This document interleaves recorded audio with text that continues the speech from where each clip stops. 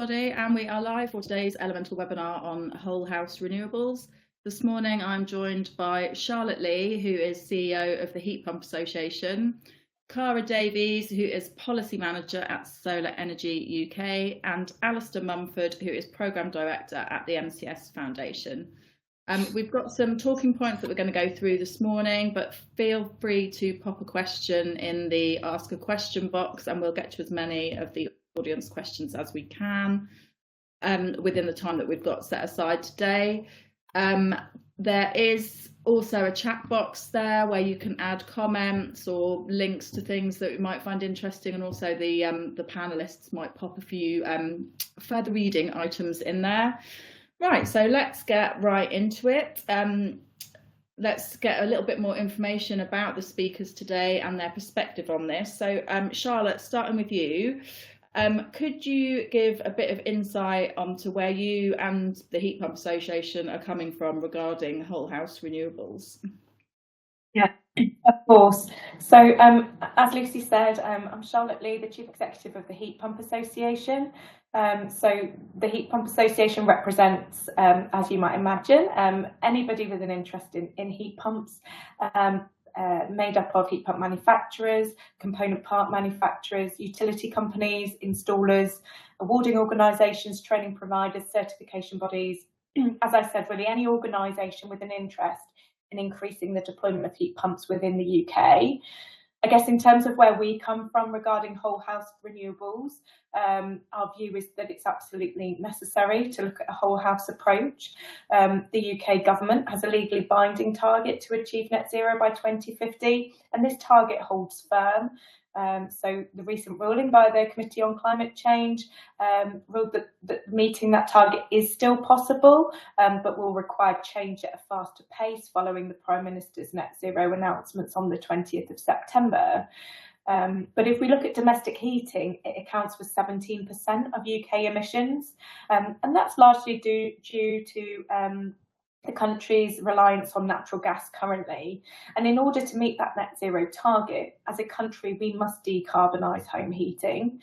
One way to do that is through the electrification of heat, and heat pumps provide an electrified source of heat to properties, and they can be 3 to 4 times more efficient than fossil fuel boilers. So switching to heat pumps in the UK can reduce heating emissions by up to 75%, which, just to give a bit of perspective, is equivalent to all the territorial emissions from Denmark in 2021. But along with moving towards the electrification of heat, we also need to make our homes more energy efficient, and we need to consider how we as consumers become prosumers. So how we can both produce and consume our own energy and electricity, and that looks at and draws in the benefits of solar PV and battery storage too. So whilst as an association we're very focused on heat pump deployment, it's absolutely not in isolation. And Cara, I see you nodding along there. Would you agree with what Charlotte said there from Solar Energy UK's perspective? Yeah, definitely. Just to introduce myself. So hi everyone, I'm Cara Davies, the Policy Manager at Solar Energy UK. So we are the trade association for solar and storage in the UK. So we represent around 360 solar companies, and that is really anybody from installers to big global developers, asset managers, anyone sort of involved in the solar value chain. And our collective goal is to drive the deployment of solar to 70 gigawatts by 2035. In terms of what Charlotte was saying, yes, I definitely agree. In terms of adopting a whole house approach, the importance here is that we need to decarbonise 29 million homes if we're going to reach net zero. That's going to take a combination of low carbon technologies. There is no sort of silver bullet for net zero. But ultimately, we believe that solar energy is the enabling technology of a net zero home.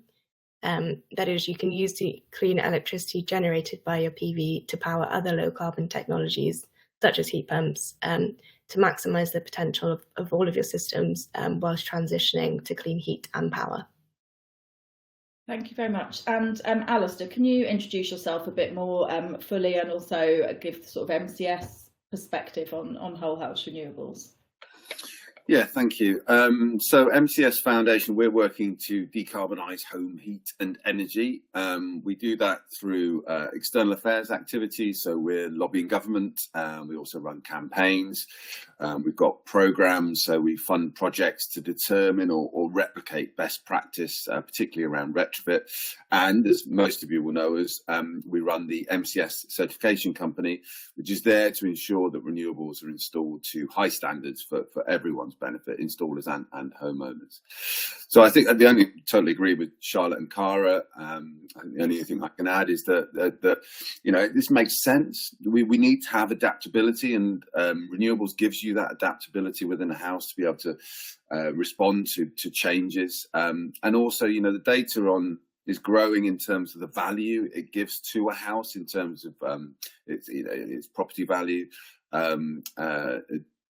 Country, there are variations in the amount of that uplift, but it's pretty much there for all areas of the country.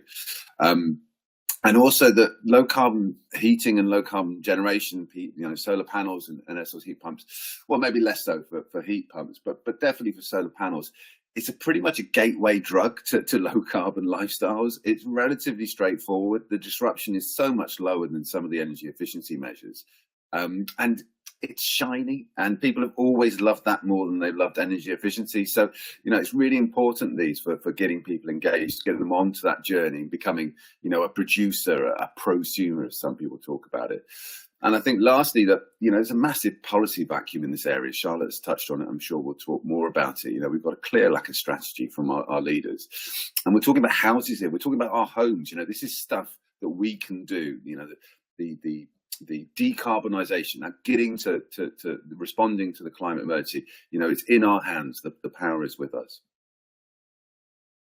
Thank you very much. I mean, you've already mentioned a little bit about the sort of whole house approach, but staying with you, Alastair, could you talk about what the sort of benefits are of looking at a whole house approach and not just singling out heat pumps, solar PV, or individual technologies?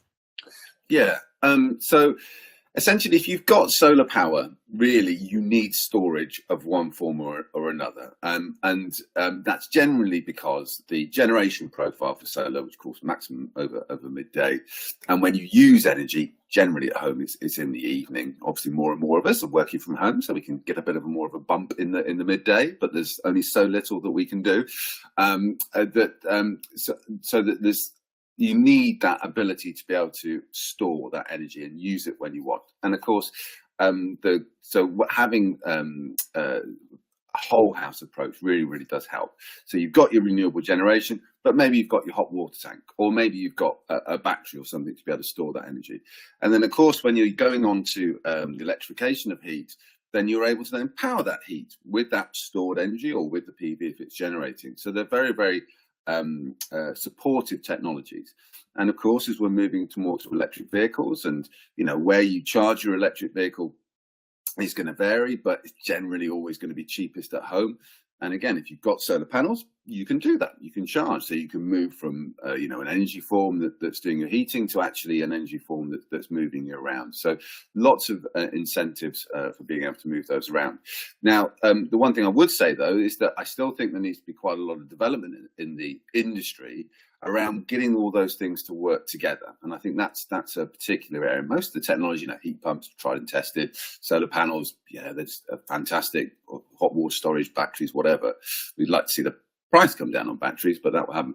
But it's around getting them to work together. And I think that's where there still is a little bit of challenges. You know, I had great fun the other day when I had, so I've got a Mixergy tank, I've got solar panels, and I've got a My Energy Eddy helps to move the excess or unused generated electricity into the tank.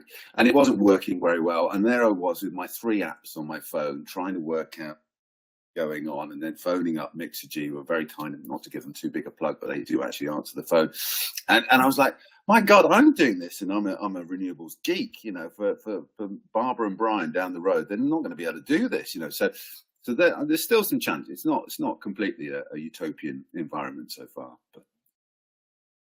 Thank you. I think you've sort of highlighted the need for collaboration between manufacturers, organisations like your own, everybody really to sort of get this whole house approach working. I mean, the fact that the three of you are here with me today is one example of it. But Charlotte, would you sort of agree with what Alastair said about the need to sort of work across sector, across industry, and sort of how everyone should be talking together about how we can drive this forward? Yeah, absolutely. I mean, that is going to be vital. We need to make this process as easy and consumer friendly as possible if we want to, if we want it to work and want to get the buy-in and the acceptance and the familiarity. You know, having 3 apps that you have to work around to get the end result it is not sustainable. And in where we are at the moment in terms of development and the opportunities out there, you know, there are definitely opportunities to streamline that in a much cleverer, consumer-friendly way. And I've no doubt that work is being done at the moment. And we're going through that pain point of deciding and working out what we really need and how best to deliver it. But whilst we go through that pain point, which is inevitable in any change in focus and new technology, there's no doubt that the sort of whole house approach will deliver better results. The challenge is around financing those improvements, whether it's done all at the same time or piece by piece to spread the cost.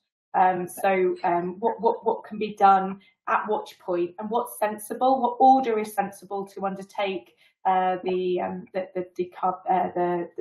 system upgrades, as it were, in order to best protect the homeowner and also, as I said, spread the cost in terms of the finance. Invariably, homes with greater levels of insulation have a lower heat loss, and therefore they require a smaller heat pump, which will have a smaller capital cost. And it could also mean that because it's a smaller heat pump, they require less upgrades to the electrical infrastructure of the property, for example. So, you know, at what stages along the journey do you do first, and at what point do you then take the bigger step of sort of changing the unit that heats your home? And I think this is the sort of a big challenge within the sector at the moment, in the sense that heat pump installation costs feel relatively high, but actually that the heat pump itself and replacing the unit that provides the heat to your home isn't such a big jump in terms of the cost to the differential. The bit that is the upgrading of the heating system to promote low temperature heating, which provides sort of a more efficient use of the heat pump. Heat pump will still work in any property, but in order to get sort of maximum efficiency from the system, then it works better in a well insulated home. But that's the case for any heating system, and I think that message has been lost along the way, and so that the cost is associated with heat pumps rather than actually a general view that the whole house heating system needs to be the most efficient in order to maximise the efficiency from any heat source, whether that be a fossil fuel boiler or a heat pump or another. So I think that's sort of where the finance bit is really the barrier to this whole house approach, because whilst it's the ideal, it's perhaps not always realistic. But if we look up in Scotland at what they're doing, that's very interesting, because they offer a range of different grants, but also 0% interest loans to support wider adoption of technologies all in one go. But that's funded by the government in a different sort of policy structure than what we're seeing down in England and over in Wales. But it's a model that I think should be considered to support whole house retrofit, I suppose. I mean, we've been talking mainly about retrofit here, but if we talk about new build, so Cara, from your point of view, is new build sort of an easier thing to take a whole house approach, because you're not having to upgrade existing systems or whatever, you're starting from scratch essentially, so maybe the increase in costs is lower? Is that something that Solar Energy UK is seeing? Yeah, definitely. I think from our perspective, there is definitely an additional benefit with new builds. That is, low carbon technologies can sort of be added at the point of construction, which means a lower installation cost. I think from our research, it was about 10 to 15% cheaper. Not only that, embedding a solar system from the beginning means that you can have a greater efficiency level, because factors such as insulation, orientation, airflow, all of those can be considered during the design phase. There's not to be a deterrent on the retrofit side of things. Both sort of sides of the market are crucially important if we are to meet net zero. And yeah, one of the things that's really going to determine the new build scene is the Future Home Standard, which is due to come in effect in 2025. That is critically important, and I can't stress how important that will be for the PV industry, because that standard will effectively determine the minimum level of energy efficiency that housing developers will have to build to. And what we've seen with previous iterations of these building regs is that housing developers will not go above what is required in the standards. So it's critically important that the standards are ambitious, so that the homeowners can get the maximum benefit from their PV systems and their clean heat systems, both in terms of net zero, but also in terms of the savings to the consumer as well. And Alastair, how important do you think legislation like the Future Home Standard is as a driver for this kind of thing? I mean, Cara said people, developers don't go above standards unless they have to. Is that something that you would agree with? Yeah, very much so. We've been waiting for the Future Home Standard for a long time. The suspense has been built, and it's crazy. I really don't understand. It's a definite area where failings have been made, really, and we just need it in as soon as possible. My colleagues, I luckily only had to do one day of it, attended all the party conferences where we were. This was our lead topic, was the Future Home Standard, and of course, from our point of view, we want to make sure that we've got high levels of insulation, that solar PV of a meaningful amount, and also that heat pumps are in that standard as a minimum, really. We would expect that standard also to be referencing MCS, or an equivalent, but we need those standards in there to make quality. If we don't have the standards, unfortunately, I don't know whether it's a British thing or maybe just a human thing, then things don't get done.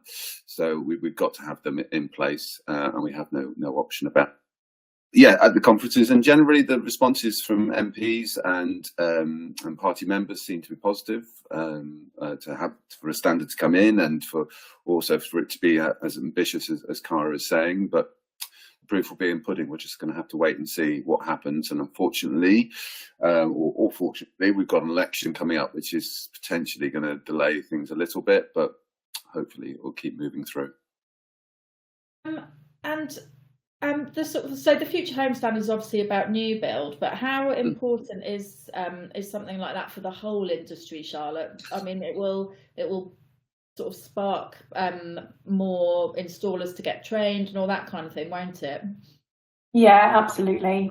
I think that's the key, really, in terms of the house builders' ability to shift markets in that sense, because ultimately, if their properties now require solar PV or heat pumps to the scale of 100 per building site or less, but those tender documents that they then release specify such, and it does trigger a sort of upskilling, reskilling process amongst the industry. And I think that's one area of policy where policy uncertainty has sort of damaged confidence, especially for sort of installers and the training requirements. So the training requirements for existing heating engineers are not particularly onerous in the sense of the time it takes for them to become qualified. Now, I'm not saying competent, I know they're different things, but in order to get the qualifications to start the process and the learnings around doing the installations, it can be as little as 4 to 8 working days.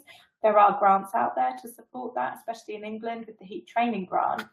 But unfortunately, the grant doesn't go far enough in the sense that it doesn't counteract the opportunity cost of the days at work missed by the people undertaking the training. And I think that's something we really need to be mindful of, because the heating engineers currently are not short of work. They don't have free days lying around where they can do the training. They've got full order books. They're working to capacity. And they're doing installations that they're used to doing and that consumers are asking for, and they feel confident. So in order to sort of get the step change needed to perhaps push them outside of their comfort zone, we need to set really clear policy points and keep to them in terms of clarity to say this is where the industry is going. You're going to have to get there at some point.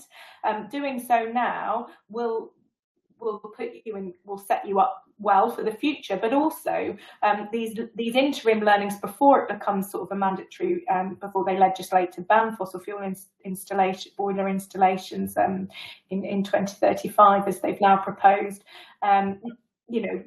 You will have work to do before you get to that point as well.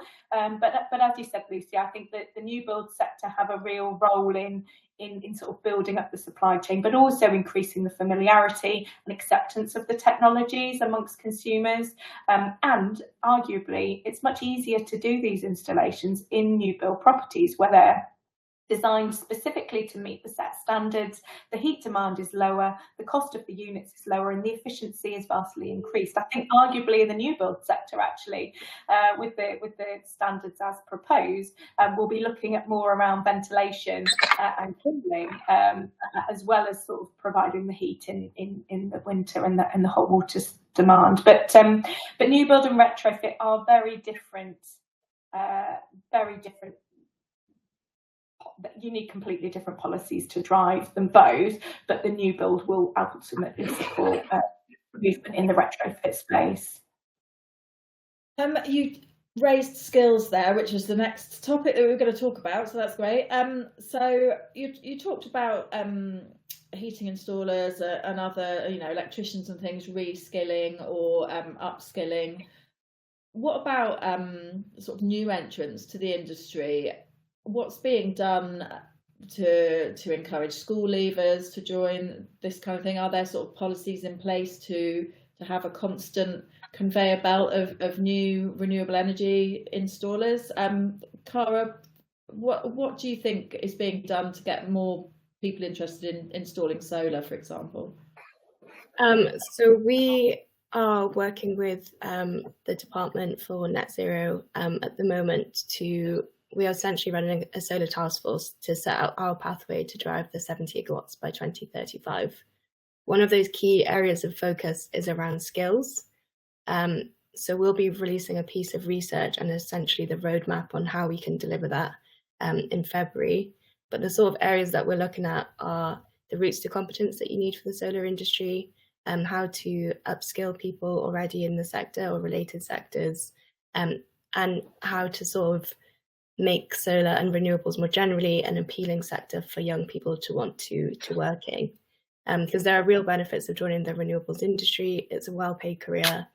So it's our job as part of the Solar Task Force to set out those clear pathways for people to join the industry and to attract but also retain staff as well. So I'd say watch this space on skills. There's not much that I can say as of yet, but there'll be more coming down the road. And Alastair, do you think that the sort of current skills provision needs looking at in terms of making it more attractive or maybe highlighting what the opportunities are? I think a lot of the time, particularly for existing installers, it's sort of pitched as quite a negative thing about, you need to learn these new skills rather than about the opportunities that there are to develop your business or something like that. Do you think that's a fair comment? Yeah, and I've been wondering about trying to speak to some of the manufacturers and the retailers as well about, the opportunity for them in terms of upselling through renewables and through energy efficiency in general, really. And that would touch in, I think, Lucy's some of the aspects you're talking about, the value of the work and so forth. But yeah, there's definitely a lack of awareness of these jobs. I think most sectors are desperate for new workers at the moment, aren't they? But the renewables is the same. We did some work, some research to look into Gen Z around their views of renewables and green jobs in general, and it just wasn't on their radar, really. They weren't really aware of these careers, these jobs. So we're going to be doing, well, just about to start doing a piece of work with careers advisors as well, about, because again, that Gen Z, they hear about it from their parents, their friends, the careers advisors, and they're not talking about it. So we need to get those discussions happening. And so we're going to do some research to try and get that going.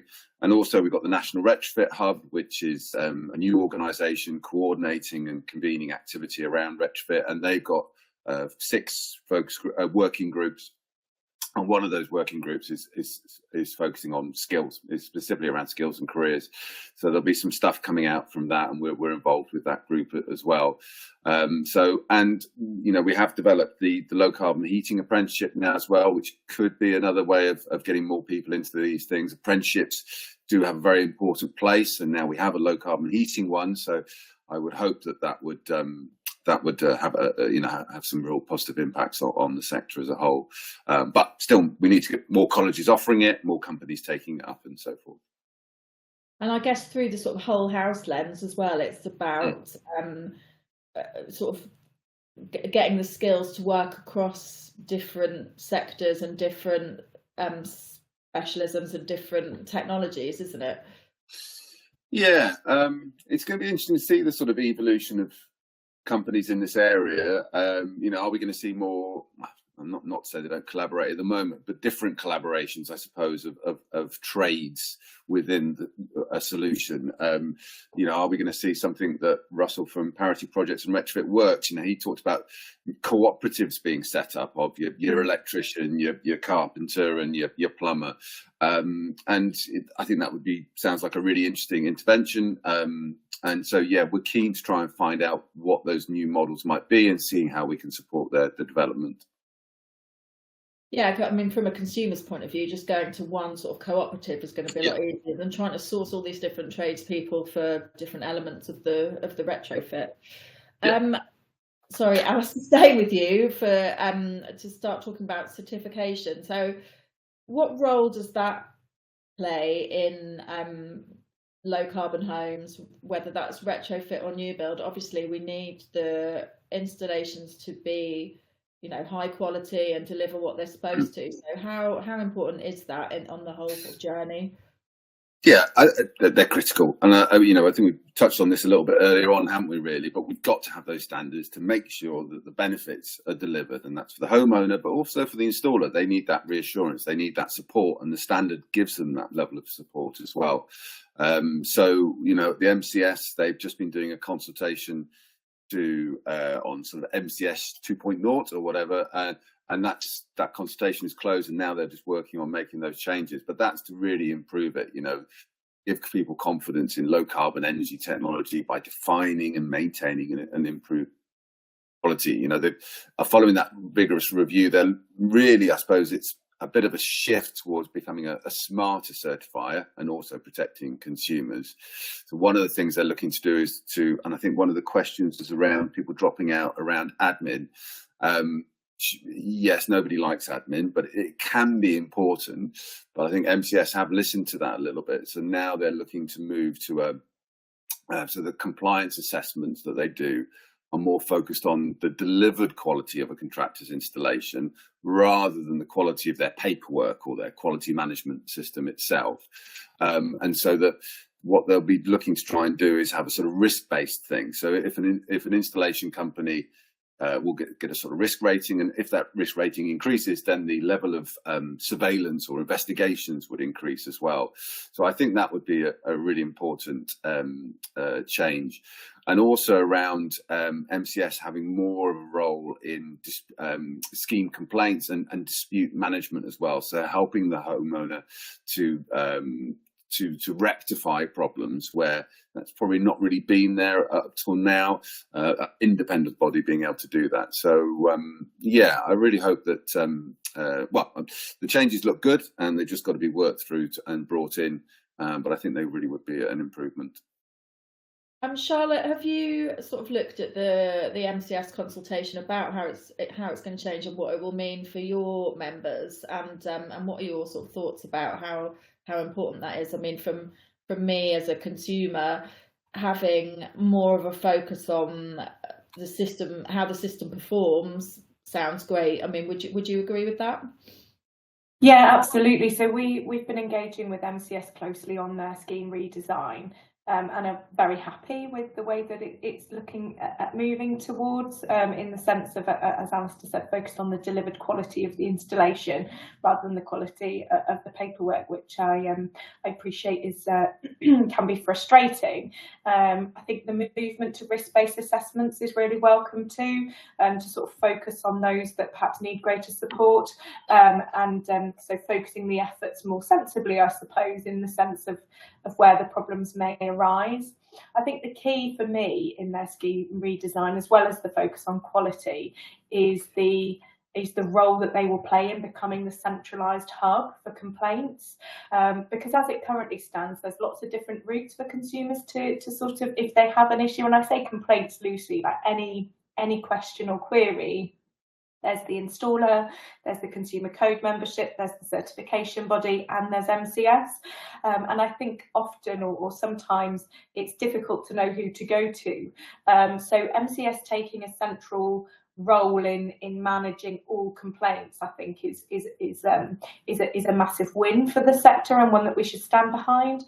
I think as we look at the solar PV market, government used the microgeneration certification scheme as a prerequisite for issuing grant funding, so through the ECO and through the boiler upgrade scheme, in order to give them confidence that the money they are awarding for the grants is being spent appropriately and the quality of the installations remain high.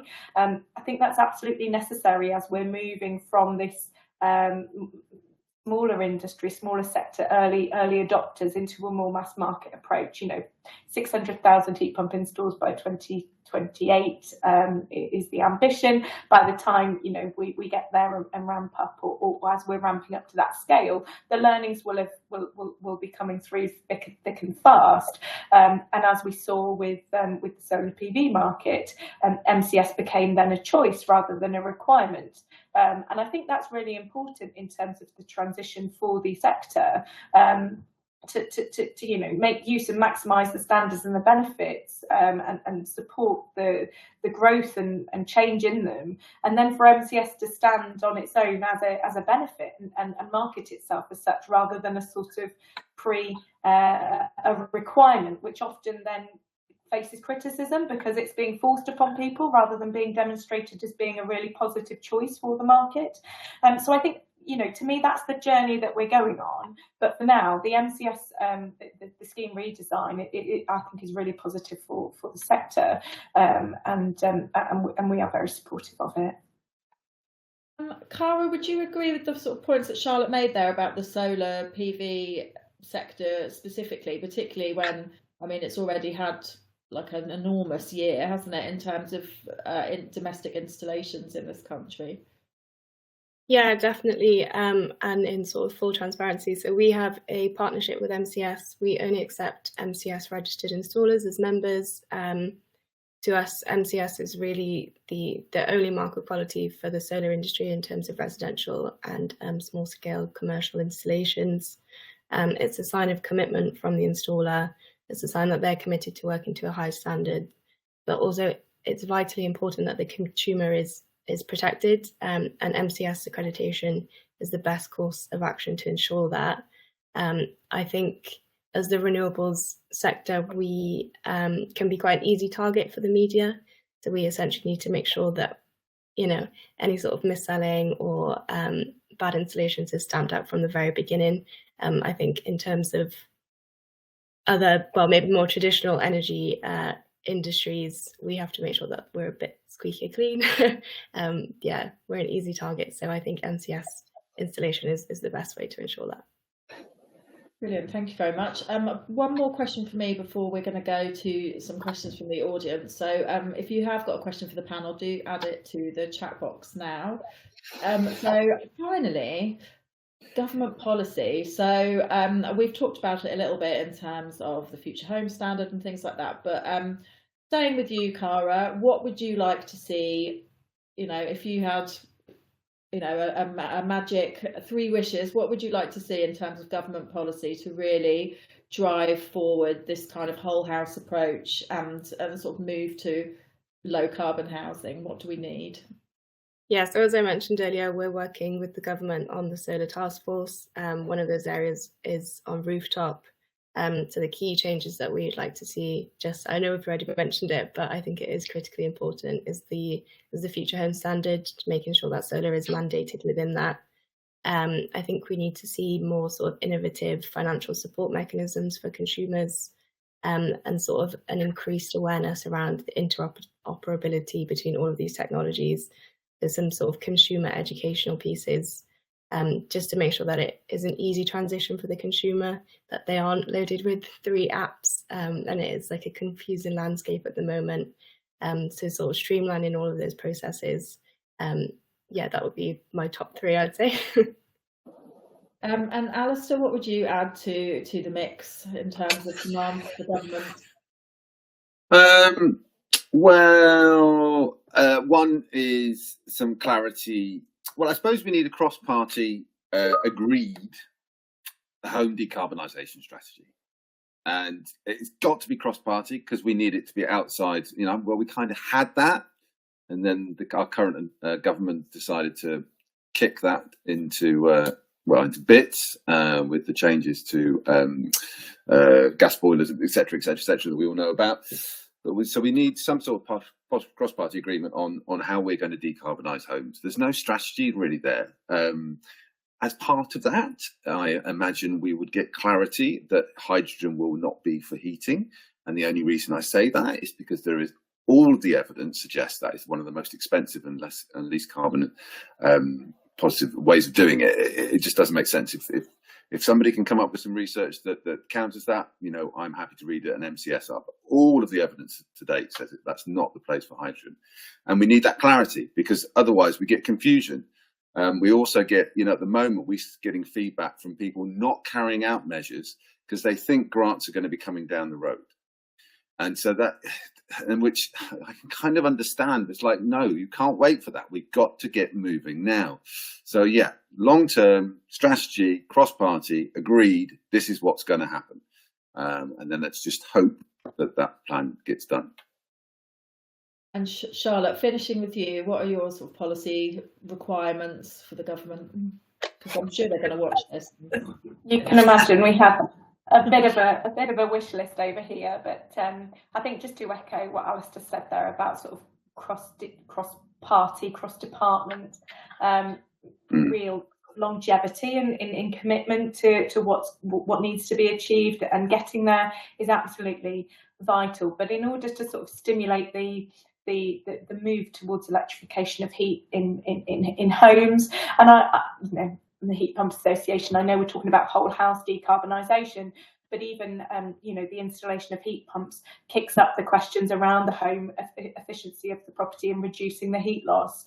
So it all builds in together. But what we would like to see really is the government to pull through on their commitment to looking at rebalancing the levies applied to electricity and gas in a way that rewards the lowest carbon heat as being the lowest cost heat.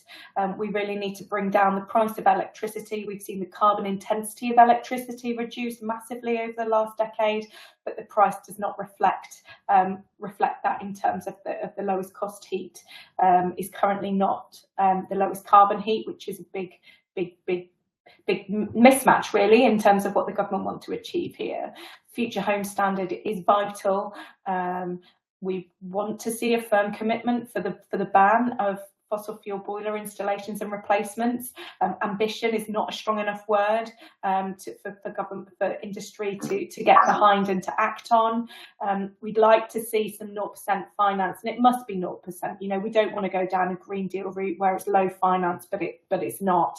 We need the government to stand behind this and to look at what Scotland are doing and mirror supporting households move to decarbonising. And finally, the boiler upgrade scheme, which is currently the sort of main grant that's available to support low carbon heating installs in England and Wales.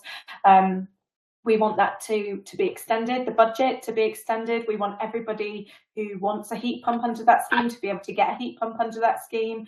We want to remove the risk of a hiatus or a big stop and start policy that we did see under the feed-in tariff before they introduced their nice levelisation curve. So really, that's sort of, those are our wish lists. But the electricity versus gas pricing is a massive one that we haven't touched on in this discussion so far. But I think we'll really kickstart with the movement towards the electrification of heating within properties. One sort of supplementary question there, Charlotte, about the electricity and gas prices. I mean, I saw on social media a couple of days ago, actually, some installers having a big discussion about this and how if gas became a lot more expensive, it's going to stick a lot more people into fuel poverty. So where's if we take some of the cost out of electricity, where is it going to go? Or are you thinking more about a sort of specific heat pump tariff or something, for example? Yeah, so we've been doing a lot of work on this and being very mindful of the impact on any price increases on those that are vulnerable or low income, especially around, you know, as Alastair said, general election and the cost of living is obviously high, and the impact on an electorate and sort of considering where that leaves the government in terms of their willingness, not ability, but willingness to take decisions at this point. And ultimately, you know, you reach the same conclusion if you think that increasing gas bills is regressive, which for many reasons it is, and I'm not debating or challenging that, then it invariably falls into general taxation as a way of, you know, the money's got to come from somewhere type argument. But there are other ways, and I think, you know, focusing a specific request for a reduction in electricity price for the proportion of electric used by heat pumps, for example, does reduce the amount of money that needs to be found. And I think the key for us at the moment is as an ask is for it to be a stopgap policy whilst wider electricity market reform takes place. The REMA, the Retail Electricity Market Arrangement consultation, is out, that's being reviewed, but realistically I don't think we should expect to see big changes in that space until 2030. The rebalancing of levies has been discussed and is being debated, but again, realistically, with the best will in the world, to unpick all of that will take time and parliamentary time as well, which we know is tight. So we're looking again at around, you know, 2 to 3 years to move that, even if there was the political appetite to do it. But we need action now. And so what can we do now that supports that movement in a way that is stomachable in terms of the overall cost, but also provides, as I said, a sort of, I don't like the term, but sticking plaster whilst we get to the wider reform, which I think everybody agrees is necessary. Lovely, thank you very much. Right, on to some questions. So first of all, Paul has asked, do we need to look at healthy homes rather than concentrating just on heat because of the danger of overheating in homes, and also I guess mould and things like that? Who would like to answer this? Or should I just pick someone? I can start on that one. Yeah, definitely. And actually, I think the evidence suggests that that's probably more of a selling point than energy savings. Energy savings don't seem to be as much of a driver as comfort within a property. And obviously, health is a big driver for comfort. And I think that more and more in this country, as we understand the effect of moisture and ventilation, that it will become more and more critical. I was involved with some home upgrade grants and government grant schemes in my old job, but I was talking to a colleague who took over.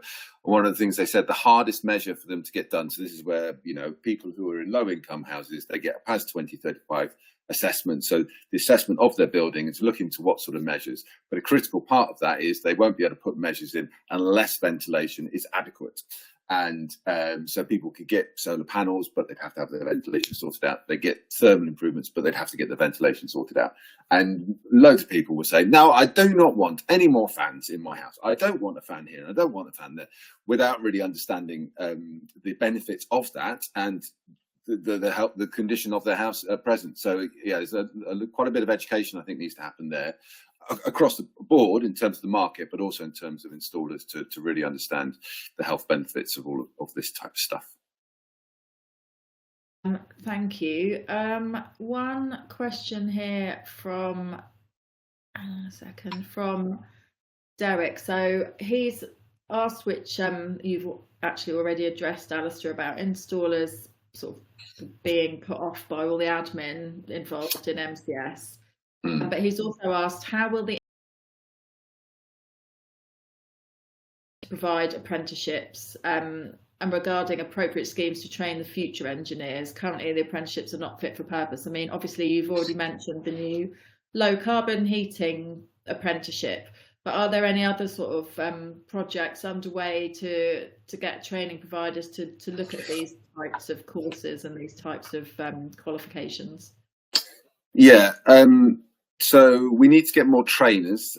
It's a whole sort of chicken and egg sort of problem, really. If we get more demand, then we'll probably get more trainers, but we aren't going to get any more demand unless we get more trainers. So, yeah, we want to try and do some work working with the colleges to try and understand how we can increase capacity for trainers, the quality of the training as well. There's probably some improvements that could be made across the country. I'm sure there are good trainers out there. So we need to do some work there, and then potentially looking into some, I think Charlotte touched on this earlier on, but you know, the cost of a company putting somebody through a training scheme and some initiatives to respond positively to that. So the New Economics Foundation, they were talking about a payment being made to the company to cover the costs, the loss of income from having a person in, you know, doing a training course, that could then get repaid by the higher value that newly qualified person brings to the organisation. So hopefully, in terms of sort of tax neutral or whatever, but helps reduces that barrier, which is, well, I haven't got the time to go onto that training course. I've got to keep earning, which is understandable. So yeah, we're looking into a few different initiatives there from foundation point of view and seeing what we can support. Charlotte or Cara, either of you can answer this. What sort of roles do the manufacturer training schemes play here? Because they, you know, most of them, or not, I would say all of them maybe, offer training on their own products, but a lot of them have training academies and things like that. Is that an important part of the puzzle? Charlotte, do you want to go first? Yeah, that absolutely is a big part of the piece, and the manufacturers, speaking for the heat pump ones, are really taking on board the need and the commitment to train people. So most of them run their own training. All of them run their own training courses on their own products specifically, but a lot of them are expanding into offering regulated courses, so either Ofqual regulated or sort of UCAS certificate of competence routes for gaining qualifications for installing heat pumps. BPEC provide a course as well of that nature, but as well as providing that qualification for the heat pump install, they provide the other training around sort of the softer skills as well, in terms of how to speak to customers about heat pumps, the low temperature training that's needed in order to then move on to do the heat pump training. So they provide a sort of package, a start and finish package. And I'd really suggest, you know, that I spotted a question earlier about how a gas engineer moves towards installing heat pumps. Some of the manufacturers' offerings at this time are fantastic in terms of providing a well-rounded overview of information to do just that. We carried out a survey, I think it was last year, it was before I was in post, but to understand the supply. So how many individuals could our manufacturing members train in a year if needed at full capacity? And the answer was 40,000. So what we're finding is we've got the qualifications, we've got the capacity to train, we've got an existing network of heating engineers that have many of the skills and knowledge required to do the installs. It's the impetus to do the training that's missing, and that's for the reasons that we've covered a bit today, but Alastair just mentioned in terms of lost earnings, but also clarity on the long-term work that they will get from undertaking the training. So it will come with time and greater commitment, but we need that commitment from government. And I think finally, heating is invariably a policy-driven market.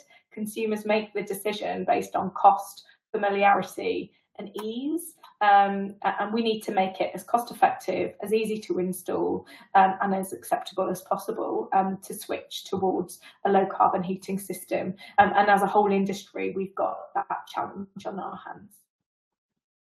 Thank you.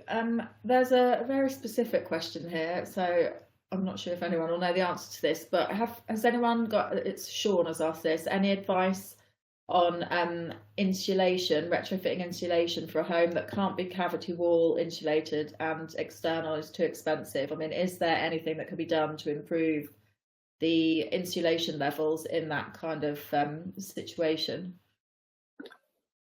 Maybe I can start on that one, Lucy. So I would suggest, this is a terrible suggestion, which I'll elaborate. Anyway, I would suggest getting a PAS 2035 retrofit coordinator to look at the property and to produce for you a whole house plan based on what the aims of you. It may be decarbonisation, it may be reducing costs, it may be improving living conditions, or a mixture of all three. And that'll be a staged plan as well, so understanding money and disruption, so putting those into a sequence of events. But yeah, a retrofit coordinator and a qualified retrofit coordinator, hopefully one that's got some experience as well, because of course you can have the qualifications, but with these things you need the experience as well. So that would try and help you to get that independent view, to have a think about what you can do for your property. The one problem is there aren't that many retrofit coordinators in the country, so you can go on Trustmark and try and see if you can find one in your area, but best of luck. And we're trying to get more retrofit coordinators into the area. I think other than that, so there's AECB, Association for Environment Conscious Building. We've got some free advice, but they've got a membership organisation with a small amount, and they've got some good technical people on there. The SPAB, Society for Protection of Ancient Buildings, they've got some good information on their website as well. But yes, I was going to say the only other thermal sort of option is internal wall insulation, which probably will be less than the external, but it's still going to be reasonably costly to do. But that might be a practical measure you could do. But it's just making sure you've got the right materials for your building. So it sounds like if you haven't got a cavity wall, you've got a solid wall, and therefore if you've got a solid wall, you need to have a think about how moisture is going to move through those surfaces. If you put something on insulation on there which doesn't allow moisture movement, you may create more problems going forward. But as I say, I would strongly recommend trying to investing in some independent technical advice. Okay, thank you. Sounds like we need a lot more retrofit assessors as well as everything else. Yes. Question that's probably best for Cara about the network and responses from the DNOs to upgrades and things. Is that a sort of blocker in the system in your experience for your members? Yeah, massively. I think the resourcing issues at the DNOs is probably partly responsible for that. There is a lot of work that's being undertaken at the moment, specifically around, I'm assuming that's the G99 process, but the ENA is launching a new digitalization platform, which will essentially automate that entire process. I'm not too sure where they are in the sort of development of that, but that will mean that the sort of connect and notify side of things will change. Probably best to contact them directly to find out more about that. But yeah, that will all be automated. But just in general, there's a lot being done in the connection space. A lot of it falls under the work of the Solar Task Force and specifically the Networks Group. There's not too much I can say at the moment, but there will be more sort of policy changes coming out in around February. Okay. Just, I guess, to build on that, Lucy, the digitalisation of connections, the DOC, they're calling it, ENA are working on, as Cara said, will apply to both solar PV, well, 3 actually, solar PV, EV chargers and heat pumps, in a way that's supposed to, the intent is to streamline the process of notifying and connecting those systems to a property in a way that gives you an almost immediate yes or no response, but the intent is that the vast majority of those responses would be a yes, to help support as many low carbon electrification connections as possible. Okay, thank you both. And on timescale, sorry, they're looking at launching that early next year, so December, January time, and I don't know whether that be a soft or hard launch, but those are the timescales that they have discussed with industry. Okay, thank you. One final question. I'm going to combine 2 questions in a very efficient way. Paul asked how we make decarbonisation affordable for everyone, and added to that, Matt has asked how we help educate the public in the best way to decarbonise their homes and support them in affording it. I mean, the affordability and the cost for consumers is probably the biggest barrier, I would imagine. I mean, how you talked about 0% finance, but how can we sort of pair that up with education about what the options are, what the different technologies are, you know, what their approach should be?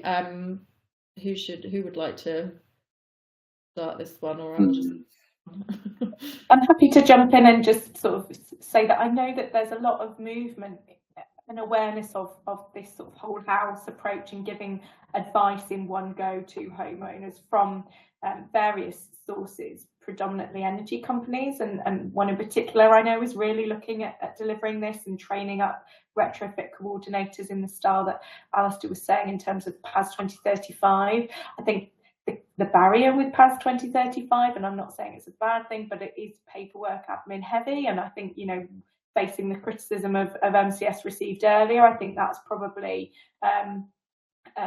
slightly off-putting at this time. However, that's the type of people we need in order to deliver the whole house approach advice. You know, the installers individually themselves will have very detailed specific expertise in one area, and it's how we build those collaborations to provide the advice in general. But I think as a sector, it feels like organisations are preparing themselves to do exactly that, so that it's a one visit outcome rather than multiple visits, to try and streamline the process. And in terms of affordability, as you've heard me say before, in terms of the finance, but also, you know, we will rely on government grants to move heat away from where it is now in order to get to the electrification. There's no doubt about that. But I also think it's really important that the low carbon nature or the higher energy efficiency of properties is valued, and the analysis recently does show that houses with a higher EPC rating are worth more money, and I think, you know, as we start driving investment potential and valuing the energy efficiency of property, it gives more impetus for the people living in the property to make those to undertake the upgrades, because they know they'll see the return in future via the value of their property too. Cara, would you add to that? I was just thinking about the fact that solar PV, obviously with the feed-in tariffs and things, had these big grants, and now it's kind of really booming without them. Do you think that it's something that we will see trickle down to other technologies, this kind of post-grant boom type affair, where people find themselves in a position where they want to invest in that technology and they will finance it in a different way? Yeah, I suppose that, just to come back to Charlotte's point about valuing the home, I think that will be the sort of critical enabler for people to wake up to the benefits. We have a piece of research which is called the Value of Solar Property, that effectively proves that adding solar PV to your roof increases the value of your home by 0.9 to 2%. So the market is already behaving in that way. We just need the sort of mechanisms like RICS to value it in the same way to support that. I think solar is sort of the gateway, as Alastair said, to other technologies. In terms of how other technologies are going to behave with or without subsidies, I wouldn't want to comment on that. But yeah, I think the solar industry is in a fairly comfortable position. I think we're sort of free of the boom and bust cycles now. We're a mature industry, and consumers have really woken up to the benefits that PV can provide. And I think, you know, other technologies are not far behind. Brilliant. Thank you very much. Look at that, 8 seconds to go. Perfect timing. Thank you everyone for joining us today. If you want to share the link for this session with any colleagues, please do feel free. It will be available immediately to watch on demand. Thanks to Charlotte, Alastair and Cara for joining us today, and I hope to see you all soon. Maybe we'll have to do this again this time next year and see how far everything has developed. Thank you very much, and bye. Great, thank you. Yeah.